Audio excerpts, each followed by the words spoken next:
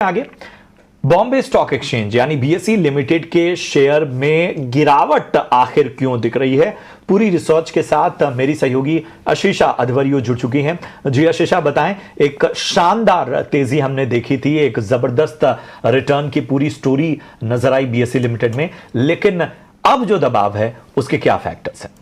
बिल्कुल, आज 5% की गिरावट के साथ बीएसई निफ्टी 500 के टॉप लूजर्स में शामिल है। जेफरीज की रिपोर्ट आई है जहां उन्होंने स्टॉक को डाउनग्रेड किया है, टारगेट प्राइस से बढ़ाया है, 2,850 रुपए से बढ़ाकर 3,500 रुपए प्रति शेयर किया है, लेकिन उन्होंने अपना आउटलुक नीचे किया है, तो डाउनग्रेड किया है स्टॉक को। जो पहले होल्ड की राय दी थी वो अब घटाकर अंडर परफॉर्म की राय दी है।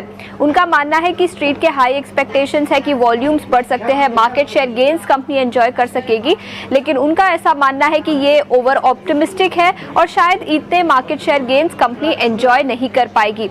वैल्यूएशंस की बात करें तो वैल्यूएशंस काफ़ी स्ट्रेच्ड है, रिस्क रिवॉर्ड अब अनफेवरेबल नज़र आ रहा है उनके हिसाब से, और उनका मानना है कि नियर और मीडियम टर्म रिस्क को कंपनी और मार्केट फैक्टर इन नहीं कर रही, तो उनका नज़रिया काफ़ी पॉजिटिव है, जिसके चलते उन्होंने डाउनग्रेड किया है बीएसई को।